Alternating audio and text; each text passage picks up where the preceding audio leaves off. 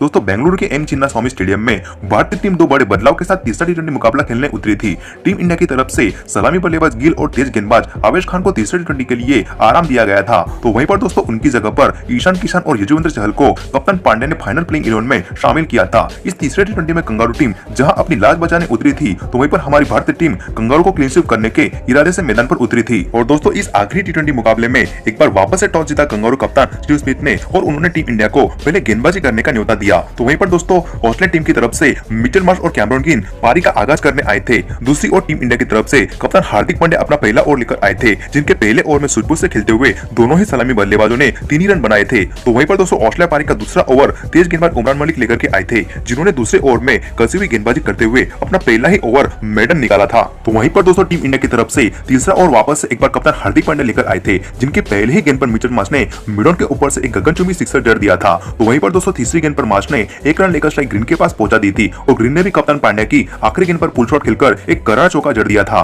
तो वहीं पर दोस्तों अभी चौथी ओवर से तो मार्श और भी ज्यादा आक्रामक हो गए थे, जिन्होंने तेज गेंदबाज अर्शदीप सिंह के दूसरे चौथे और आखिरी गेंद पर 2 करारे चौके और एक गगनचुंबी सिक्सर जड़कर चौथे ओवर में महत्वपूर्ण 15 रन जुटा लिए थे। और अभी दोस्तों पांचवें ओवर से कप्तान हार्दिक पांड्या ने गेंद स्पिन गेंदबाज यजुवेंद्र चहल के हाथों में थमा दी थी, जिनके पहली 2 गेंदों पर मार्श ने 2 गगनचुंबी सिक्सर जड़कर भारतीय गेंदबाजों की कमर तोड़ के रख दी थी। तो वहीं पर दोस्तों चौथी गेंद पर 1 रन लेकर स्ट्राइक मार्श ने ग्रीन के पास पहुंचा दी थी और दोस्तों ग्रीन ने भी चहल की आखिरी गेंद पर स्वीप शॉट खेल के एक करारा चौका जड़ दिया था। और देखते ही देखते दोस्तों ऑस्ट्रेलिया टीम ने 9 ओवर के खेल तक 82 रन बोर्ड पर खड़े कर दिए थे। लेकिन इसी बीच दोस्तों तेज गेंदबाज उमरान मलिक ने सलामी बल्लेबाज मिचेल मार्श को 42 के नीचे स्कोर पर क्लीन बॉल करके टीम इंडिया को पहली सफलता दिलाई थी। और अभी दोस्तों नंबर 3 पर ऑस्ट्रेलिया की तरफ से डेविड हेड सलामी बल्लेबाज ग्रीन का साथ देने आए थे और हेड ने आते ही उमरान मलिक के आखिरी गेंद पर लॉन्ग ऑन के ओवर से एक खूबसूरत शॉट खेलकर चौका जड़ दिया था, साथ ही में अपना खाता भी खोला था। तो वहीं पर दोस्तों 12 ओवर की अक्षर पटेल की पहली और चौथी गेंद पर सलामी बल्लेबाज ग्रीन ने मिड विकेट के ऊपर से 2 गगनचुंबी सिक्सर जड़ने के साथ ही अपना अर्धशतक भी पूरा कर लिया था। लेकिन इसी भी दोस्तों कैमरन ग्रीन ने अक्षर की आखिरी गेंद पर और एक हवाई शॉट खेला था, लेकिन इस बार गेंद सीधी बाउंड्री लाइन पर चहल के झोली में जाकर के गिरी थी। इसी तरह दोस्तों अक्षर ने कैमरन ग्रीन को 55 के नीचे स्कोर पर आउट करवाकर टीम इंडिया को दूसरी सफलता दिलाई थी। साथ ही में 12 ओवर के खेल तक ऑस्ट्रेलिया ने 102 रन बोर्ड पर खड़े कर दिए थे। और अभी दोस्तों नंबर 4 पर ऑस्ट्रेलिया की तरफ से विस्फोटक बल्लेबाज ग्लेन मैक्सवेल डेविड हेड का साथ देने आए थे और इसी बीच दोस्तों चहल ने अपने 13वें ओवर में कसी हुई गेंदबाजी करते हुए कंगारू टीम को मात्र 4 ही रन बनाने का मौका दिया था। लेकिन मैक्सवेल ने कप्तान पांड्या के 15वें ओवर की दूसरी और चौथी गेंद पर 2 गगनचुंबी सिक्सर जड़कर टीम के स्कोर को तेजी से आगे बढ़ाना शुरू किया था और पांड्या के 15वें ओवर में टीम के कंगारू बल्लेबाजों ने कीमती 14 रन जुटा लिए थे। और अब ये दोनों ही बल्लेबाजों ने कंगारू पारी का स्कोर आगे बढ़ाना जारी रखा था। तभी इसी बीच दोस्तों स्पिन गेंदबाज यजुवेंद्र चहल ने मैक्सवेल को 31 के नीचे स्कोर पर क्लीन बॉल करके ऑस्ट्रेलिया टीम को तीसरा झटका दिया था। और दोस्तों अभी ऑस्ट्रेलिया की तरफ से नंबर 5 पर कंगारू कप्तान स्टीव स्मिथ डेविड हेड का साथ देने आए थे, जिन्होंने अक्षर पटेल के 17वें ओवर की दूसरी गेंद पर 1 रन लेकर स्ट्राइक डेविड हेड के पास पहुंचा दी थी। लेकिन इसी बीच दोस्तों अक्षर ने हेड को 39 के नीचे स्कोर पर पगमादा आउट करके टीम इंडिया को चौथी सफलता दिलाई थी। और अभी नंबर 6 पर विकेट कीपर बल्लेबाज एलेक्स कैरी कप्तान स्मिथ का साथ देने आए थे और इन दोनों ही बल्लेबाजों ने आखिरी के 2 ओवरों में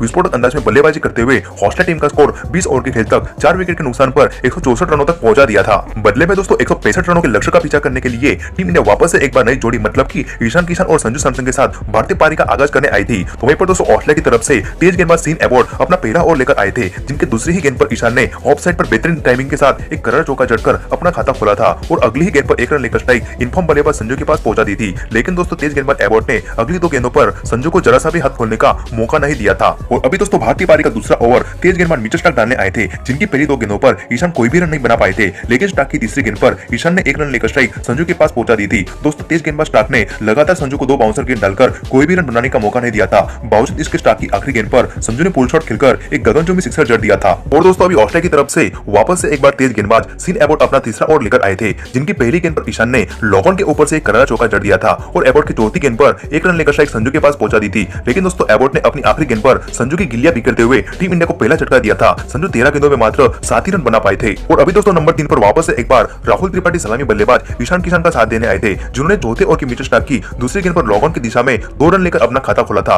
और चौथी गेंद पर 1 रन लेकर स्ट्राइक ईशान किशन के पास पहुंचा दी थी। और दोस्तों ईशान ने स्टार्क की आखिरी गेंद पर एक खूबसूरत कवर ड्राइव खेलकर करारा चौका जड़ दिया था। तो वहीं पर दोस्तों दूसरी छोर से राहुल त्रिपाठी ने अपने हाथ खोलते हुए एडम झाम्पा के 5 ओवर की पहली और दूसरी गेंद पर मिड विकेट के ऊपर से 2 करारे चौके जड़ दिए थे। लेकिन दोस्तों इसी भी झाम्पा की आखिरी गुगली गेंद को राहुल त्रिपाठी समझ नहीं पाए थे और 8 गेंदों में 12 रन बना करके पगबाधा आउट हो गए थे। और अभी दोस्तों नंबर 4 पर विस्फोटक बल्लेबाज सूर्य कुमार यादव सलामी बल्लेबाज ईशान किशन का साथ देने आए थे और अभी दोस्तों मात्र 40 के स्कोर पर टीम इंडिया के 2 महत्वपूर्ण विकेट गिरने के बाद इन दोनों ही बल्लेबाजों ने धीरे धीरे भारतीय पारी को आगे बढ़ाना शुरू किया था। और दोस्तों देखते ही देखते इन दोनों ही बल्लेबाजों ने निर्धारित 9 ओवर के खेल तक टीम का स्कोर 50 रनों तक पहुंचा दिया था। और इसी बीच दोस्तों विस्फोटक विस्फोटक बल्लेबाज सूर्य कुमार यादव ने अपना गियर बदलते हुए स्पिन गेंद पर एडम चंपा की दूसरी ही गेंद पर 360 डिग्री शॉट खेलकर एक गगनचुंबी सिक्सर जड़ दिया था और अगली ही गेंद पर एक रन लेकर स्ट्राइक ईशान के पास पहुंचा दी थी। लेकिन दोस्तों एडम चंपा की पांचवी अंदर आती हुई गेंद को ईशान समझ नहीं पाए थे और 22 गेंदों में 29 रन बना करके क्लीन बोल्ड हो गए थे। इसी तरह से दोस्तों निर्धारित 10 ओवर के खेल तक टीम इंडिया ने 3 विकेट के नुकसान पर 58 रन बोर्ड पर खड़े कर दिए थे और अभी भी दोस्तों टीम इंडिया को अगले 10 ओवर में जीत के लिए 107 रन बनाने थे और नंबर 5 पर कप्तान हार्दिक पांड्या सूर्या का साथ देने आए थे और इन दोनों ही बल्लेबाजों को कंगारू गेंदबाजों ने पूरी तरह से शान करते हुए अगली 3 ओवरों में मात्र 12 ही रन बनाने का मौका दिया था,